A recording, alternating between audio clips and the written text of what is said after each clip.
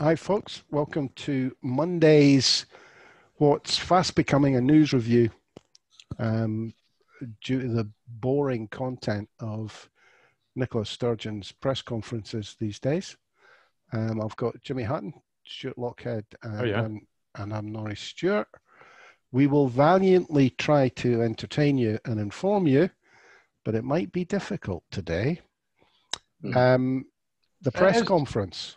Well, it is silly season, and it's been silly season now for 3 weeks. So, well, I would suggest it's been silly season since 2014, but never mind. I'd like to talk about Boris Johnson and his tent and the midges.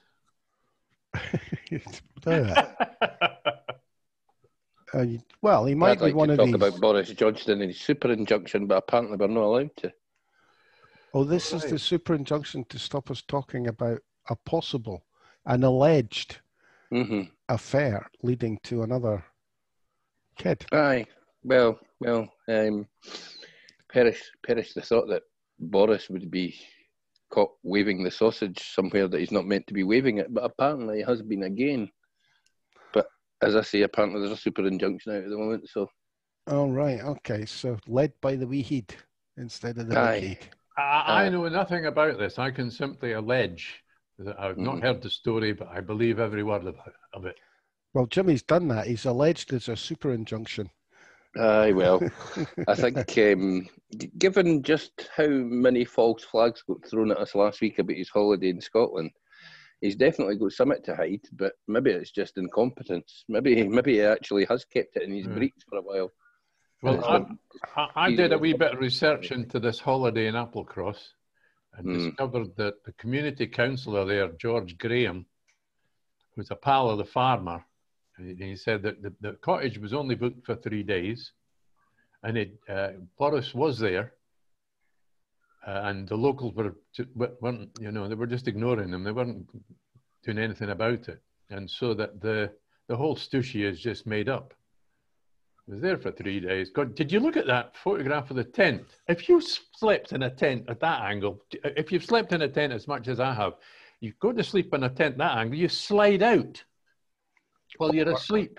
Or all the blood rushes to your head or your feet, depending whether you're pointing up or downhill. And the fire was absolute. Come on, we've all bloody had fires in the woods and the beach. Fire was ridiculous as well. That was all just window dressing. Well, I would hate to think you're accusing the estimable Mr. Johnson of telling porky. Well, he hasn't said anything, has he? So he can't be telling porkies. Or shall we say the Boris supporting press putting a spin on it? Well, they gave the exclusive to the Mail after the Mail outed them. So they clearly weren't that bothered about it if they then put their family holiday snaps into the Mail. So the other question is, who's the millionaire whose yacht was parked on the beach outside? No, it wasn't. He was in. Where was he originally? Up in Dornoch. No, he was. First of all, that yacht was seen near Inverness, where the dolphins are. It's been seen in virtually every inlet in Scotland, mate. And then it was down in the Forth, apparently, parked off of Fife. I don't think it was anywhere near Applecross. Okay. It must have some kind of jet engine in it to get to the places it's meant to have been, and he was Russian. Meeting up with Boris for a secret letter. What do you call it? A letter drop. Aye, a dead letter drop. He doesn't even need a dead letter drop. He goes to bloody bed with probably Russian tarts and he sort of. Whoa! Allegedly. Allegedly, and his best pals are Russians. Come on, Russian oligarchs are his best pals. There's photographs of them all loved up. I thought Tories only had lunch and played tennis with Russian spies. No judging by the nick he came out of that party in Italy before he became Prime Minister, mate. He was up to something in there. I've come out of Ricardo's after a 3-day session looking better than that. Right. Enough of this frivolity. The whole world's falling down about our ears, boys. Come on. Aye. This accursed archipelago is getting worse by the day. We now see that apparently Michael Gove is the man. He's going to save the Union. And It was interesting to get a wee butcher's hook at how few unionists are interested in doing any deals whatsoever with Michael Gove's Twitter pal, George Galloway. I think Nora, you mentioned it before we came on air, just how few of them are even willing to give George Galloway 2 minutes of their time, never mind 20 minutes. I thought you were going to come out with an exclusive and tell us that Mr. Gove had managed to get the Tory party's agreement for Nicola Sturgeon to take over running the country. That's how he was going to save the union. The only exclusive I'll give you on Michael Gove is his dealer when he's in town. Oh, right. Okay. Allegedly. I'm just going to sit here and say allegedly all day. Nah, you can it's a slow news story when you go to a slow news day when you go to Michael Gove and Gear, eh? I mean, come on. It is. I mean, for the idea that the Labour Party after 2014 and the complete destruction that ensued after their wee pact with the Tories would then go under the same umbrella held by George Galloway to get some sort of unionist partnership going to stand against the SNP. It's the last bastion of their idiocy, though, isn't it? I mean, they still declare themselves the silent majority and what have you, particularly Tory voters who insist they're the silent majority, but the only time they're ever in a majority is when millions of English votes are added to the Scottish Tory total. Well, what I find most interesting about that last poll, the 55-45, there was only 7% of undecideds. So even if they get all the undecideds, we still win. Aye. Well, I think the whole don't knows or undecideds, God, since 2014, they've been running at double figure numbers all the time. And it's definitely coming down. Thanks to the gross ineptitude of London ever since 2014. I mean, it started off with David Cameron the next day again morning, basically saying, you're in your books, stay there. And it's actually got worse. I mean, who'd have thought that David Cameron and George Osborne would now be seen as moderate One Nation Conservatives? Because they never were. I mean, they might have dressed up as One Nation Conservatives, but they certainly weren't. But now they are, my God, they're that wet. They're in the sea compared to what we now have to put up with. I think you have to use the word alleged to what I'm about to say, but it's fairly clear who's in charge nowadays. I could mention the address Tufton Street, all the money the so-called think tanks that do all the lobbying. The people that we used to hear about and that turned up occasionally on television are now on television all the time. They're on Sky and the BBC as so-called, I don't know, dispassionate columnists, which they're certainly far from that. And have you heard about the new the television channel that Murdoch's going to start? So he's going to start a channel to take a British version of Fox called GB, Great Britain.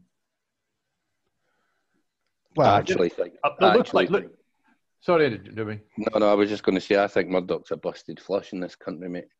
Well, I'm looking at Norrie's face. You not heard about it? Yeah, well, I mean, I'm sorry, Fox wouldn't work here. It would work for the people that agree with it. But Fox's impact in America, because it was kind of a new thing, people believed what was on the telly was true. Well, even Americans now know Fox talks a load of allegedly crap. I'm not sure where you get that idea from, Norrie. Well, they're talking to people that agree with what they say, and people who are prepared to agree with some of the stuff they say that isn't true. I don't think it would work here. I really don't. Well, apparently they're going to steal. They're going to steal Sky and BBC's audience. Mm-hmm. They're not even happy. They're very upset with Sky. Sky is far too moderate for them now. Aye, Sky have got the cheek to actually have the odd left-wing voice when they review the papers and that. Mm. And so Owen Jones gets on once a week, and that's once too many for the freak shows. Is this going to be like a Brexit TV station? I'm not supposed to be like Fox, but run by Murdoch again. 24/7, Norrie. But that'll be why Piers Morgan has been actually taking positions against the government, because Piers will be one of the faces to front this thing. Well, it could be, and then Andrew Neil hasn't denied that he'd be in it, and Nigel Farage hasn't denied that he'll be in it. Fossil TV. I'm not prepared to deny I'll be in it either. Andrew Neil, who spent the entire weekend trying to rile people. Oh, about currency. Aye, and frankly, it was laughable just how many people were willing to bend over and pull their cheeks apart. And Andrew Neil's position has not changed since 2014. And it amazes me, because he's not a stupid man. He does know how politics works. Look, I think he was on this basis. I think he's actually excellent. He's got people on the pro-Indy people talking about currency in a kind of almost coming together. Well, I mean, I would imagine the only difference between most people is when we get our own currency. I don't think there'll be many people supporting independence out there who think we should be tied to sterling for any great length of time. Did we discovered, I'd forgotten that last year's conference, they had a very fudged motion about the Growth Commission. It's the SNP conference. SNP conference. They had a fudged motion about the Growth Commission and the currency. And there is a dispute about what it actually means. Of course, the leadership didn't want to take a position. No, the position is that we'll have sterling, and as soon as is good for the Scottish economy, we'll go to our own currency. But so no anyway, time scale attached to it. But I'm thinking that we should be thanking Andrew Neil for he's stirred up a hornet's nest, and everybody's discussing it on the pro-Indy side. I think folk are mugs. I think anybody that engages with Andrew Neil's asking for a slapping. Particularly, he's superb on Twitter at putting people down in 4 or 5 sentences. But then that's his interview technique. Aye, but he asks a few questions and he always has that attack line that nobody can answer. So if you want to engage with that, fine. But surely the answer when he talks about currency is, now today with you, son, you'll never come back to Scotland. And if you do, we want to convert your 30 pieces of silver into our currency. But his modus operandi is to insult people and call them stupid and run away. Aye, that's basically. Aye, but it works. People were getting vexed beyond belief, mate. Honestly, they were turning themselves inside out, trying to come up with some smart line to get back at Andrew Neil, and he's not interested. He doesn't read the replies. He probably reads 1 in 100. So why bother? Why engage with the man? I used to interact with him quite a lot on Twitter, and I always found the approach that worked was basically, Mr. Neil, you're an absolute god. You're a genius. But have you thought about this aspect of the problem? Well, thank goodness we've got you on this morning. No, and he would answer that as long as you kind of kowtowed. He would give you an answer. And then eventually, because you'd ask another question when his answer wasn't complete. And eventually he'd go, you're a complete and utter idiot, questioning me. Aye, well, I suppose if people are interacting with him, they're not interacting with George Kerevan or somebody else. So I can't be arsed with Twitter, to be honest with you. I find it all a bit tiresome. I think you mentioned George Kerevan. I think it's worthwhile mentioning him in our news review. It's an interesting article, and it's not very controversial for a change. He points out that quite a lot of the titans, as he calls them, of the SNP are retiring. There's quite a lot of them. Rosanna Cunningham, Mike Russell, Gil Patterson, Stuart Stevenson, Alex Neil. It's an interesting thing to suggest that all these people are just going to disappear when George has actually been more prominent since he stood down from politics than ever. Yeah, very good point. Very good point. And I think he also uses the article to have a go on Garavelli's article, in which Galloway described the political divide as between a diminishing band of elderly, nostalgic white men responding to their inevitable loss of influence. That's just Garavelli opening her mouth and letting her feminist belly rumble. She's desperate to believe that somehow this cadre of people are just going to go away so that a lesser cadre of people like her can become more prominent. And George comes up and says, look, there are divisions in any party. He says, first, lack of internal debate in the SNP feels it's become too centralised. Subordination of the wider movement to the parliamentary leadership and its electoral timetable. These are not actually controversial. And third, the SNP leadership has grown too cautious. So, I mean, they're not going to set the heather on fire. Well, two things struck me out of that was all these people are now untethered. They are no longer obliged to follow the party line. Mm-hmm. So here's talking heads that the BBC can get a hold of for quotes, etc., etc., etc. Come the next election. The second thing was George was sounding very like a Labour dinosaur in a lot of what he wrote in that article. I couldn't help but feel he was, what shall we say, remembering his time as a Labour councillor and acting accordingly. It sounded very old Labour to me. I thought it sounded a wee bit, no petulant, but I still think he's hacked off that the SNP didn't fall in thrall to him and his economic genius and make him leader, Führer, and possible Sturmbannführer for the next millennia or something like that. But I would say the main thing about these people retiring, I think it's cracking. One, I totally agree that when people get to a certain age, they maybe should step aside from frontline party politics because it's a 24/7 business these days and these people are running ourselves into the bloody ground.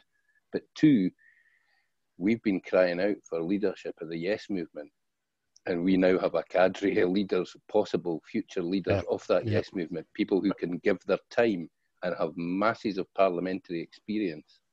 And these voices will be heard straight away, you know what I mean? I think back to the 2014 referendum, and who was a key figure? Canon Kenyon Wright, who sadly is no longer with us, but he was a key figure in that. And although he's never been a politician, he was a prime mover of getting Parliament.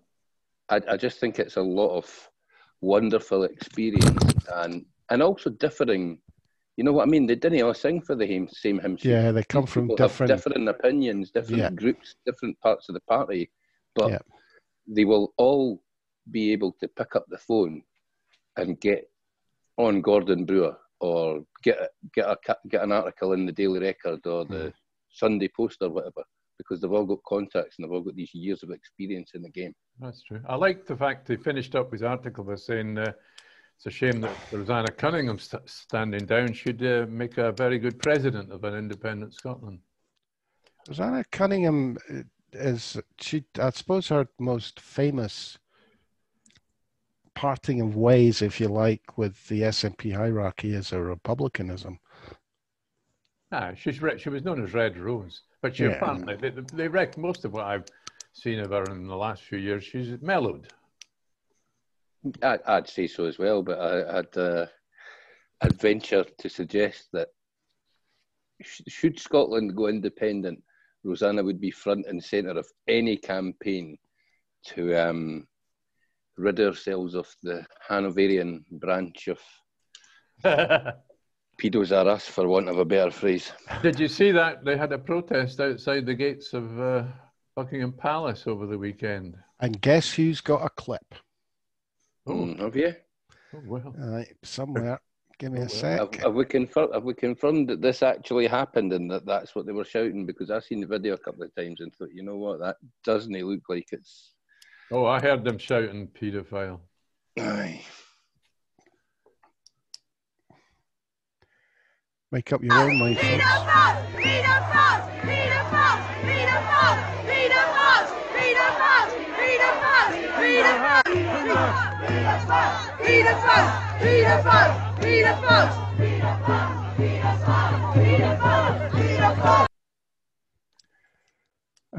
Do you think that's what they were shouting? I think it is, but I think it's possibly the stupidest bunch of protesters ever. They can't possibly think anybody's in there during August. They never are. Why are you shouting at an empty building? Aye, exactly. Well, it's like it gets the attention of the press and the TV cameras, I suppose. Well, it hasn't, has it? Because it's not been reported anywhere, mate. The only place you've seen it's been on Reddit and Facebook. And Twitter. But I have to say, the BBC ignoring that is like, why would you do that? I mean, that any other country, that would be top of the news agenda. No. Can't it possibly? It's England, Norman. It's England, man. We can't possibly have people shouting things like that at Her Majesty's Palace. You do realise... They'll cheerfully send camera crews all around the world to report on anti-government demonstrations. My God. Talking of anti-government demonstrations, how many times did they go to Belarus, live to Belarus on BBC News 24 yesterday? Every 15 minutes for about 10 hours. Yeah, well, silly season, isn't it? I was just thinking they can shout, you can get Alex Salmond's supposed crimes have been all over the TV, but Prince Andrew, no, let's forget about him. Aye. Allegedly. But, mate, you'll find there are freak shows that adore the royal family. There's people out there that they'd actually sell him their 14-year-old if they'd be. The fact that people can come out and defend this clown who's lived an entire life of privilege Did I not see somewhere that the Queen's given him another title? Probably. I wouldn't be surprised, mate. Must have been feeling sorry for him. Not got enough titles, mate. Here's another one. I think you're right. What was the other article? As long as he's not head of the Pony Club or something like that. Alec Neil. Aye. He's been a thorn in the side in recent years. Mostly not a loyalist. He's a leaver. He doesn't want us to rejoin the EU. He wants us to go into ETA, doesn't he? EFTA. Aye. I see. I agree with him on that one. I don't see the benefits of full membership of the EU. I prefer EFTA, just mostly because Iceland and Norway and us tie up about 95% of Europe's fishing waters, and that gives us an awfully big stick when we sit down at a negotiating table. And if we're in with Norway as well, we can have an energy grid. Exactly, and there's also the thing of sitting down with Norway and going, by the way, what would you do in our position? Because I'd love to hear a couple of people from the Norwegian government comparing where Scotland is now to where Norway was maybe 20, 30 years ago. Well, Norway made an offer to sit down with Scotland and discuss how they would restructure how oil companies paid their taxes, and et cetera, Really, what they were talking about was nationalising the oil company. No, they didn't. I mean, do you remember that we used to have BNOC, British National Oil Company, back in the mid-70s when they first started bringing North Sea oil ashore? Of course, the Tories sold it off, of course. Whereas in Norway, they kept their version, Statoil, and it's one of the richest companies in the world, and it belongs to the government and the people of Norway. Well, I'm sorry, I'm not going to just blame the Tories here. No, it was a Labour government. It was a Labour government that made a pig's lug it, wasn't it? And they were in power. What's his name? That was Callahan. No, who was the energy minister? Tony Benn. Tony Benn when he was the energy minister, wasn't he? But there's ways and means, mate. It's just the fact that for Norway, shareholders' views aren't taken into consideration. The shareholders for Statoil are every Norwegian citizen. And American oil companies, if they want to work in the Norwegian sector, they work with Statoil. You didn't just go in there and start drilling. You and Statoil go into an agreement, and Statoil, basically any oil company in the world that works in the Norwegian sector pays more to work in the Norwegian sector than they do in the UK sector. And in Saudi, they're all 51% owned. All the oil companies that work in Saudi are 51% owned. The British government went down the route of the shareholders are important because at the end of the day, shareholders are invariably conservative voters and invariably the rich. How did we get here? Oh, it was Alec Neil. And EFTA. Alec Neil says he said there had to be a second referendum to make progress, and said the SNP must put a second referendum during this next parliamentary lifetime as a centrepiece of its campaign. Sounds a bit wishy-washy, that. And he also says it's difficult to see how we can rebuild the Scottish economy without the tools available to independent nations, including a currency and a central bank. So that'll warm the cockles of all our hearts, eh? Well, I think the investment bank is the embryo out of which will become a central bank. Yeah, I think the first step's already been taken there, I think. I think it's nice to know that the NatWest has almost abandoned the acronym RBS. It's only going to be used in Scotland. That would be handy for the Reserve Bank of Scotland. Was it Alex Neil that talked about the Greens having an identical policy in their manifesto? I think, who was that them? No, it was either was Alex Neil or either that or George Kerevan. Oh no, yes, invite the Greens to agree on identical wording. That's Alex Neil. I think that is a clever political move. If they can find a way to agree that, I think that's a smart move, because then there would be none of this. The SNP have to be the dominant party, blah, blah, blah. We'll just ignore the Greens. I think that if it can be engineered, I think that would be a very smart political move. Because if the Greens get, well, they're not going to get double figures, but if they get 7-8 seats, that'll make a big difference. I think the Greens are in a position where they could go from, what have they got, 6, 7 at the moment. They've got one more than the Lib-Dems. So is that 7? If they, they can go from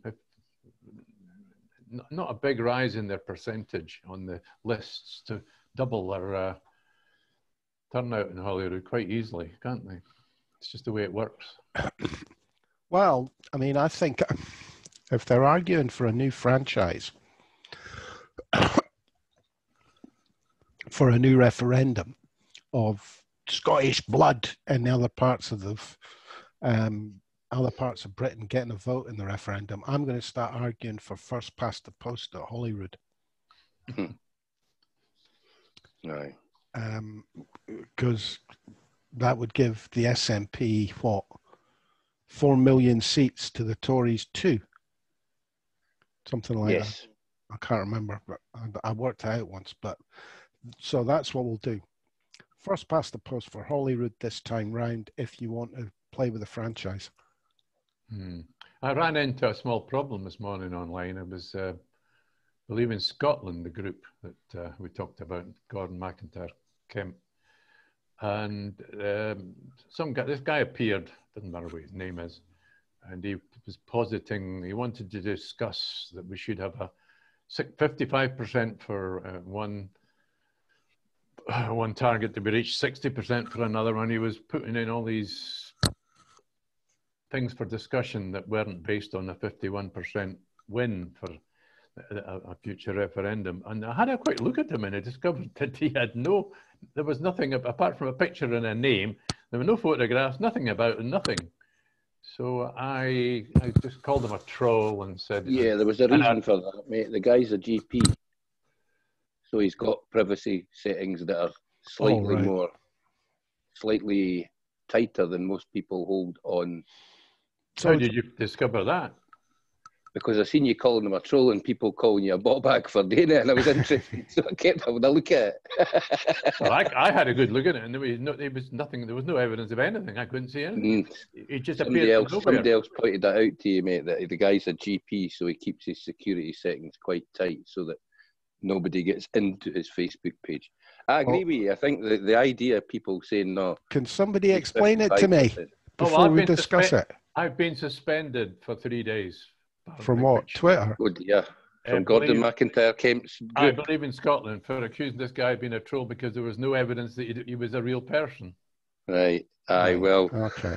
It's what's it they call it? A qualified majority. The guy was calling for, Norrie, 55, so that we didn't have a. He thinks that Brexit's a disaster because it was too close a vote. So we need 55% before we get anywhere, or 60% before we actually should be allowed to be independent. He was just stirring, but he's one of the. There's a lot of unionists that go into groups like that and just posit things like this just to stir the pot. Right. Well, I don't have a problem with that. If it had been, but when I went, I could not find out who he was.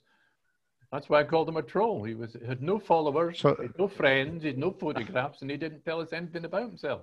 Sure, we don't care if you've been banned from the group. I don't care either. Stop talking about it. Can I go back to the presser for a bit? Because there was something that actually bugged me, and I wanted to just put it out there. The increased demand for testing this weekend. And although it's only anecdotal at the moment, it would appear that loads of parents are panicking because their little ankle biter might have a sniffle or two. Can I just say to folk, if your bairn sneezes 3 times, it's not got COVID. Don't go and get a COVID test unless it's actually got symptoms. Well, you ken me, mate. I'm not a breeder. I don't have much time for these small things. I mean, they're pains in the ass as far as I'm concerned. But if parents are going to panic that much, keep them off the school. Didn't send them back. If you're not confident, didn't send them back. I've got to take a different stance on this, Jimmy.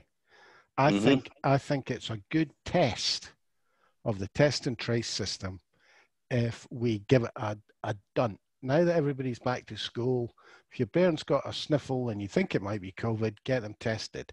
So when we really need to test, if there's a flu epidemic over the winter or whatever, we've already tested the system for that spike. But you know what Scotland's like, mate. As I say, one bairn will sneeze 3 times, fart and folly through at this tuck shop, and suddenly you'll have 20,000 Waynes queuing up to get a bloody COVID test. Yeah, but that could happen over a weekend with the flu. So I think no, do it. Go on, test the system when it doesn't matter if it's resilient. So that when it does matter, in the resilience. I think that's fair enough, Norrie. I mean, it's bound to happen. That's what happens every year when the kids go back to school. They come back home from school within a few days with all the colds, everything they've not had all summer long. Aye, and none of them die. Or very few of them do. How many kids have we had in Scotland dying of flu over the last few years? You, as you said yourself, you're not a parent. So I can't have an opinion. You can have an opinion, but nobody should listen to it because you're not a parent, right? Yeah, okay, so shut up. Some parents panic, that's all I'm saying. That is the one thing that I'm fearful of. The one thing that could really dent the SNP is if there's any deaths that can be attributed to schools. That is a game changer. I've said it before and I'll say it again. If there are How deaths, can you avoid them? Well, that will be it. I mean, and it won't matter whether it's a child or a grandparent or whatever. If it gets traced back to a school, can you imagine the unrelenting headlines, anti-SNP headlines? Unless it happens in Northern Ireland or England first. Yeah. You're right. So they're sitting there in St Andrew's House with their fingers crossed for the next 3 weeks. Fingers, toes, everything. Until the English schools go back. Because I think inevitably there will be spread from school kids to parents or grandparents. I think that's just. She actually said that the week before the schools went back, she was asked the question, and she turned around and said, "It's almost inevitable. It's high risk, and we understand that, but the risk to not going back to school and the effect on kids' education and socializing and so on is also a huge risk, the damage that can be done there." So that, I mean, she said it. We're accepting there's a risk and we're going to try and mitigate it. It's also behavior too, of let's in particular say teenagers. I mean, there's a huge, you could call it an outbreak right across certainly England of illegal raves, which I have no experience of at all. Liar. And it's because it comes back to my hydraulic theory, you know. I mean, they're not allowed to go, they're not opening the nightclubs for very good reason, but all the people that normally go to nightclubs are now going to illegal raves. And when they do finally reopen, there'll be a whole new black market in illegal raves. They're financed largely by the drugs. How do you know? I'm going to get you to admit something on camera. I've read it all. Oh, you read about it. Read all about it. Thought maybe you had a pal in the Manchester Police. You had a pal in the Manchester scene, mate. Never mind the Manchester Police. Well, yeah. I mean, kids will be kids, you know. And that behaviour that's anticipated. There were even problems reported over the weekend in Italy. You know, the whole generation, it wasn't going to take much for them if they can't get together. I mean, God almighty, they're completely, don't forget, if you're an average 16-year-old to 18-year-old, you're totally driven by your hormones. Sure, what's a hormone? I'm 64 nearly. Well, you still got a I can't remember being 16. I can barely remember being 60. Can't mind being 16 staying. Well, that's kind of, I suppose the question I really want to pose for you is, does there come a point when Sturgeon has to stand up at one of these pressers and say, look, guys, the new normal is there is always going to be a risk of people dying of this until we get a vaccine? Does she come out publicly and say, well, I think everybody understands, but how damaging politically would it be? Well, have you seen, is it the Russians and the Chinese, I think, they've started to injecting frontline staff with their trial vaccines. Well, I'll tell you, I wouldn't take the Russian one. No, the Russians are complaining that we're being... I'd take it if I had a cup of tea of Vladimir Putin, though. Well, there's that. Well, wouldn't you go there? Or go and live in Salisbury next to any Russian neighbours. The worst thing about Salisbury is nothing to do with Russians, mate. It's the fact that porting down 5 minutes down the road and half your neighbours probably work there. That's You're more liable to catch some at a barbecue than you are sitting looking at that crooked spire. Here's a question, because I've not been down to Murrayfield for quite a while, but the Chinese consulate, they still got an enormous satellite dish up there. Well, I would think so. Basically, they use enormous thing, you know. But they use it to just try and fry all the British electronic intelligence equipment that got pumped into the big apartment blocks that they built next door.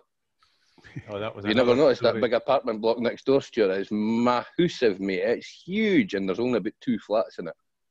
Presumably, I'm assuming it's just a warehouse for listing equipment. And I would imagine they'd need a huge disk to collect all the Huawei information that's pinging off all the mobile phones. As if the Chinese need to spy on the UK when they've built their bloody 4G network, eh? Exactly. And let's be honest, mate. I watched a wee thing on BBC over the weekend there, and the whole Huawei thing's a nonsense. Given the kind of money that Apple are making, the whole thing about Huawei is just to make Americans more money. They're desperately trying to stop Huawei becoming the biggest company on the planet, which they're very much on course to doing. But Jimmy, our American cousins would never spy on us.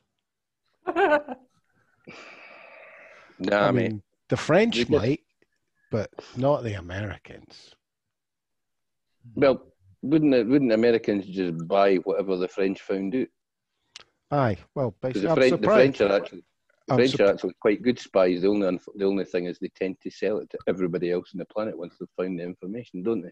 I'm just surprised they haven't got a spy deal with China, where they just buy China's information back. It's probably be a lot quicker, mate. A lot easier.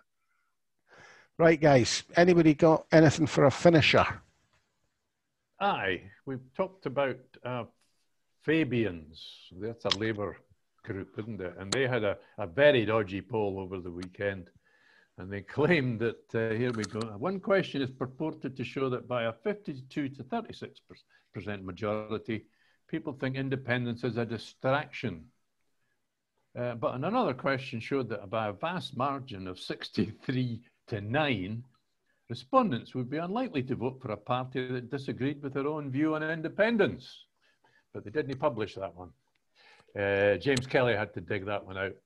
That question would be much simpler to understand if they just said, Labour Party policy, do you agree or do you agree?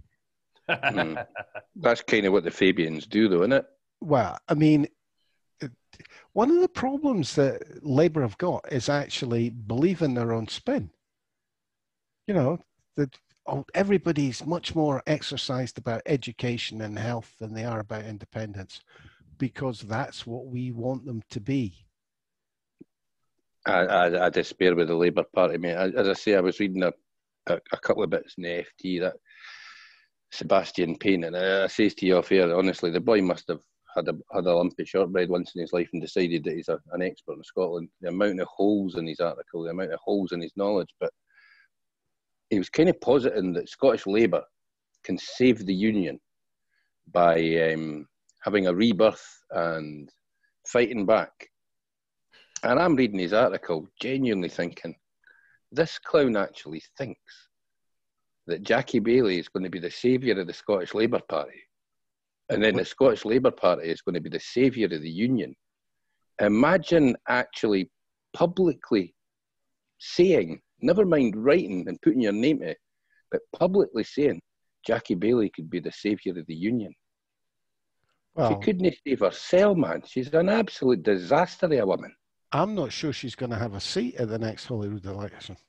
I very much think she will get pumped, mate, in her constituency. I mean, she'll be on the list. It's a cert that she'll get back in on the list, aye. Yeah, she'll be high up on the list, but I can't see her winning. Can he see her winning the constituency battle? No, I think she'll lose the constituencies because she only, what was it? Was it 61 or something like that she won by the last time? She didn't have much of a majority, but. And what's happened to Ruth Davidson, this so-called media star, since she's become a spokesperson? Well, they've seldom seen. There's too many questions for the Tories to answer at the moment. So Ruth and her acolyte Dougie have not been seen. I did see the wee announcement this morning that he's going to have a bunch of round tables. Presumably round tables with Tories, because nobody else will get round a table with him. But he's going to have a series of round tables to ask people what they think the Tories should push for. And I was thinking in immigration, a bus fare to London, because that's all that Tories are good for in this country anymore. The solution of the Tory party. That should be front and centre. Because his first comment was that he's quite happy to argue with his dear leader, Boris, on behalf of Scottish Toryism. That's going to be interesting. Going into a Holyrood election saying he disagrees with the Tory leader. No, I can't see that. Well, that's his main selling point. Aye, that was the very first statement he made as a new Scottish branch office leader of the Tory party. Yeah, but the election's 8 months away, so that'll change. Do you think he'll still be there? Oh, there's another question. I haven't thought of. Do you think maybe Ruth will actually end up taking over again? I don't know how they're going to play it, mate. I genuinely don't know how, because Ruth is a busted flush. She's already shown she can't do it in the chamber. And I'm sorry, but to lead any kind of campaign this time, there's going to be serious questions asked because it's going to be about policy. And they didn't have any policies. Well, they've got Westminster policies. She's not going to get away with jumping on the back of a coup and giving them a clownish photo op every day. That's Willie Rennie's raison d'etre. That's the only thing that Willie can do. She'll not get away with that this time. Oh. The press might want to let her away with that. The problem is that people will ask serious questions on policy because the Tories, for the first time, remember, they're going into this as the party in second place. They're going into this saying that they think they should be given the right to run Scotland. So even if they didn't produce a manifesto, they have to be asked questions on things like, what would you change about the Scottish National Health Service? Given that it's the best run one in the UK, given that it's the only one that comes close to meeting its waiting time target, what would you change about it to run it better? But Jimmy, they're in that wonderful position of being the second party who are never ever going to get into government, so they can promise whatever they like. I know they can, mate, but they have to be questioned upon it this time. Look, I've just I remembered the Lib-Dems are having a leadership contest and they're having a debate on the BBC. I've seen that this morning, Stuart. They're having a debate on the BBC? The BBC had a leaders' debate. I was like, hold it. What the going on here? How can the BBC actually think anybody's interested in this? And who was it? Who was that woman that was the failed leader? And she seemed to Jo Swinson. She thought she had a chance to be the Prime Minister. She got well slated today. The worrying thing is, whose piece it was. How much did Jo Swinson beat Ed Davey by? And it looks like he's one of the two that's standing for the leadership this time. I mean, she absolutely slaughtered him in a leadership contest. What's the other woman's name? She's come out as being pansexual. That's the only thing I know about her. She's a strange one. She's only been in Parliament for about 3-4 years, isn't she? I think it was in the 2017 election that she got in. I think so. Who's that? And she's standing to be the leader of the... I can't even remember her name. She used to pop up a lot on the Joe Coburn lunchtime politics. Was it Politics Daily? And she seems quite... I mean, she's like a lot of these kind of upper echelon liberals. She's articulate and makes her case well. No. But she's just too nice for politics. She's just another one of these, what would you call them, metropolitan idiots that are interested in... Jo Swinson, but sounds more sensible in an argument. Jo Swinson, but she's not as good at shaving as Jo Swinson. She's got a heck of a wee tide mark on her top lip, like. That's why she's pansexual, Jimmy. Possibly, aye. Well, I think, is there any doubt that Ed Davey's going to be the new leader of the Invisible Party? I don't care. Well, the thing is, I don't either, but it's interesting that the BBC choose to have a leaders' debate. And at the end of the day, the Liberals are just... This whole system's Benn. We all know this whole system's Benn. Do we know when the debate is? It was this morning. Oh, it's been and gone. Oh dear, we missed it. Oh, that's shocking. What's her face? That daft. The one that had their own programme on the BBC and then Victoria. That's the one, Victoria Derbyshire. Aye. And did she grill them? Well, no, really, mate. But Victoria Derbyshire, she probably should have won the leaders' debate just by actually sitting in the middle because she's smarter than both of them put together. Which brings me to the interesting comment you made again before we came on air about the Scottish press now being the official opposition. Aye, well, I think that's where they've gone, mate. They've taken a look at just how disastrous Labour are, and I mean, there's a lot of the Scottish press have always supported Labour. You mean the Daily Record? Major newspapers have been Labour supporters. No, just a record, mate. I'd said BBC Scotland. There's an awful lot of cross-contamination over the years between BBC and the Labour Party. I mean, at one point, I thought Jackie Bird, if you cut her open, a Tony Blair or a Peter Mandelson would jump out for inside her. Oh, well, John Boothman, he used to run the news there, didn't he? I just think the press have decided now that the Labour Party and the Tories are useless opposition. They're no getting the job done. The polls are crucifying them. So I think the press have decided to be the opposition. Another consequence of that, of course, is that's why, to some extent, the opposition comes from inside the SNP. If there's no opposition from other parties, it's bound to grow inside the main party. That's insightful, Stuart. I mean, if there's nobody to fight against, you start eating yourself. It's kind of been given as a reason for Scottish Labour eating themselves. When they were so powerful, there was nobody really making a mark on them. So they started the infighting. Aye, worth thinking about. I remember there are a certain category of Scottish politicians who would eat themselves given the opportunity. You know, your Tommy Sheridans, your Jim Murphys and that, they actually believed that they were some kind of political gurus and geniuses, and the rest of the world was yet to catch up yet on that. That should be tattooed on every politician's forehead. Do not believe your own pish. Aye. I often find that, mate, it's actually a decent indicator for life when you're speaking to people. If they take themselves too seriously and actually believe everything they say, it's as well keeping them at arm's length, because they're probably a horse's ass that's going to cause you problems at some point. I think I'm going to title this episode Allegedly. Lads, I haven't said it for a while, so I had to find an excuse to say it. Well, I think we'll call it a day at that, boys. Thank Barry, you. I'll go and spend the rest of the afternoon finding allegations and aspersions to cast for tomorrow. Allegations to chuck about. You can't whack a good aspersion.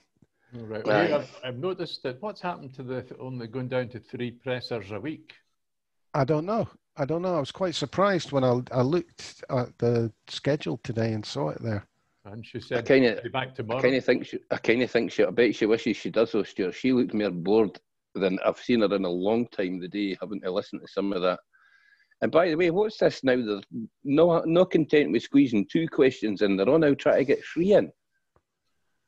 I think they're trying to get their follow-up in before the first question, some of them. Aye.